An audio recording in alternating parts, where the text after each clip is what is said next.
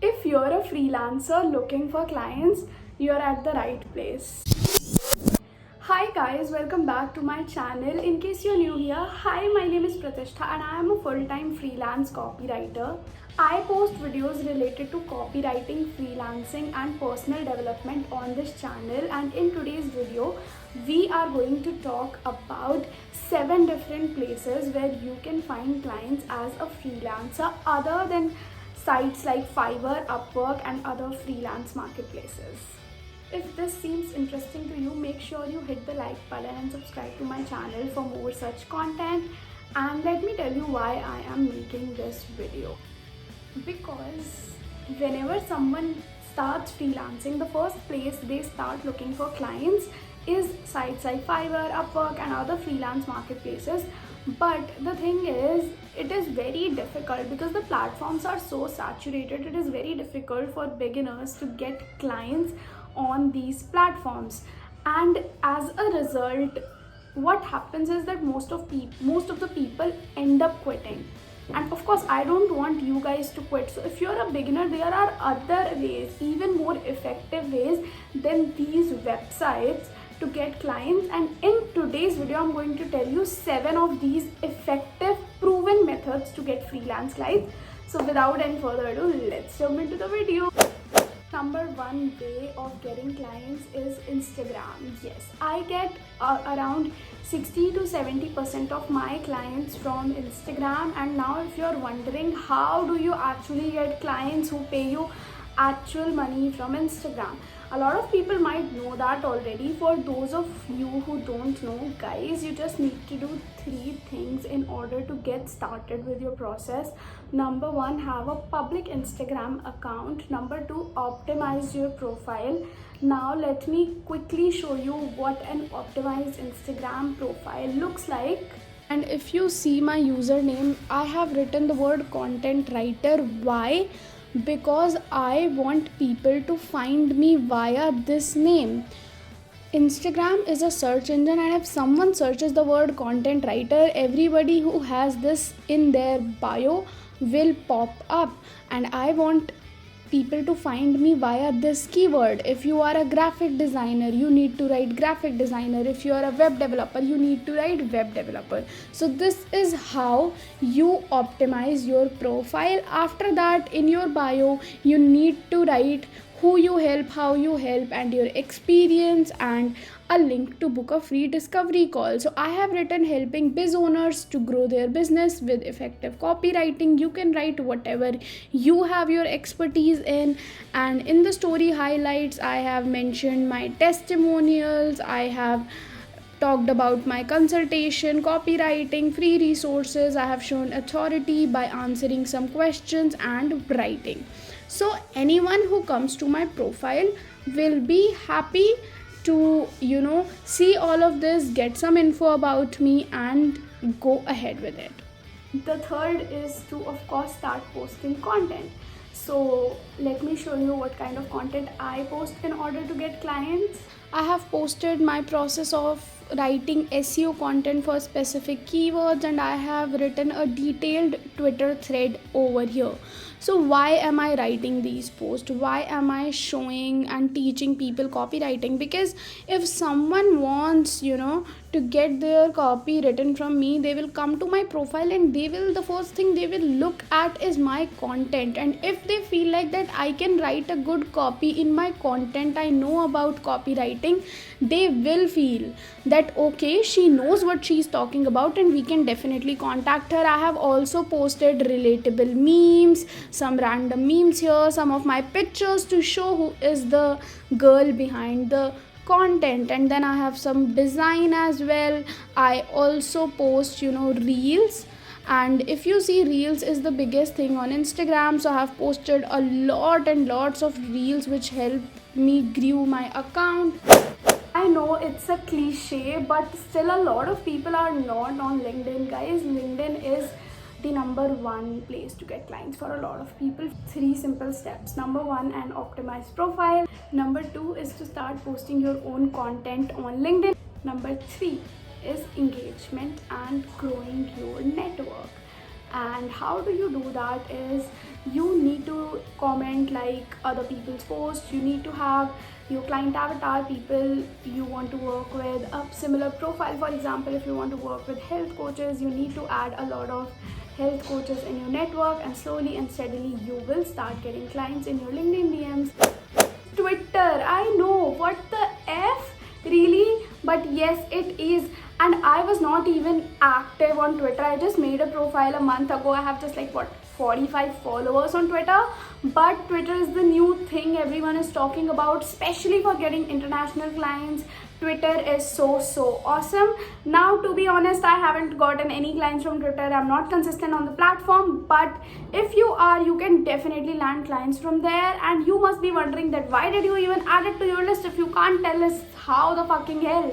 Don't worry, I will link down 2 or 3 best videos or newsletters or something that I have read on the topic, so that you guys can go through it and find your own way of it. Because if you are into short form content, if you can write good tweets, if you can be active and Twitter is your platform, then why waste it? Post your content and get the clients. The elephant in the room, cold emailing. Okay, how do you even start cold emailing? I remember I still don't cold email a lot. I do a little bit now, but it's daunting. But let me be honest, if you have a good portfolio, guys, and if you have gotten some clients from all the other methods that I have mentioned, or if you're very good with your skill set, you can easily cold email and get clients. Not very easily, but it is possible. And in the beginning, we have to do everything we can and see what works for us and what does not work for us. So let me be very honest, guys. I think if you cold email 100 people, at least 10 will reply and you'll get 1, 2, 3 clients. That's all you need in the beginning. So I think cold emailing is a very good way, but you need to have a proper CRM and you need to have a proper track of how many people you have cold emailed. You need to know how to write good cold emails. You need to research about your clients and all of that. I will make a video on cold emailing specifically. Until then, I will link down 1 or 2 videos specifically related to cold emailing that you can watch and get started with it if you feel like you are interested in this particular method of getting clients. But till date, even after social media, even after freelance marketplaces, cold emailing remains yet one of the best methods to get freelancing clients. So if you want to cold email, start today. This is especially for beginners. If you are an extreme newbie, you can reach out to your current family and friend circle for getting clients. I am sure many of them have online presence, many of them have businesses and a lot of other stuff. And remember, your freelancing gig does not need to be specifically online. So what you can do is you can make a list of all the people you know, and even if they can give you any type of gig, and even if they can't pay you, at this point you don't need money, you need experience, right? So just find one person who can give you some kind of project, and I'm sure if you can get that, by that you can finally move on to a client who pays you.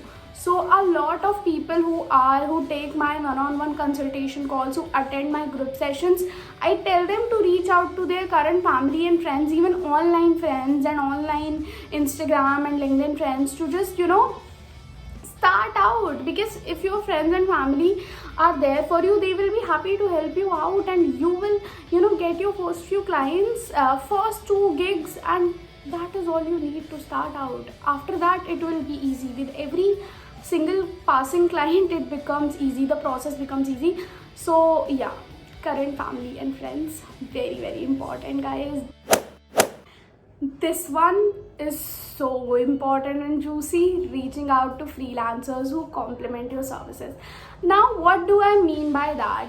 Who are these freelancers who will complement your services? So for example, if I am a copywriter, a lot of my clients will reach out to me for social media content, social media copy, ad copy. But do you guys understand that if I am writing content, there must be someone who is designing the freaking content?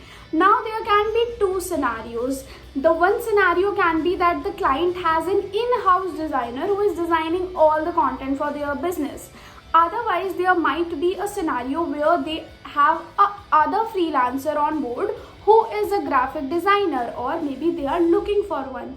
So if I have a graphic designer जिसको I am outsourcing all of my graphic design work, I can tell my client that hey, I design as well, like I have a graphic designer in my team. So what I come to know is that if I reach out to graphic designers, all of those graphic designers will somehow need content, because if they are designing, someone is writing the content, and all content writers need graphic designers. So what you need to do is, if you are a graphic designer, instead of reaching out to other graphic designers, which a lot of people do, I get 3-4 DMs daily from other content writers asking me for work, which is pretty useless until and unless I'm not expanding or hiring, right? Whereas if you are reaching out to people who complement your services, who are not your direct competitors, you can, grow your network in such a way that maybe they don't need your help right now, but in the future, if they need, the first person they contact is you. So it's not just graphic designers. For me, I have a person who is a website developer and designer. What he does is, all the projects that he gets, of course if he is designing and developing websites, someone has to write the website copy, and that person is me. So what you need to do is, you need to find other freelancers in other niches who complement your services and can package your services along with their and upsell to their clients. And in that way, you can have another pipeline of getting work. So for example, some random month you do not get clients, but they do, so you can get some work for them. So this is another way of getting clients, and I am sure if you do it, you will definitely find 2-3 people, and they are more than enough. So I hope this helps you and you start reaching out to people. The last method to get freelancing clients is subscribing to freelance newsletters. There are a lot of freelancers like Kat Bogard and a lot of them, jinke newsletters you can subscribe, and every time they send you a newsletter, every week there will be 7 to 8 gigs.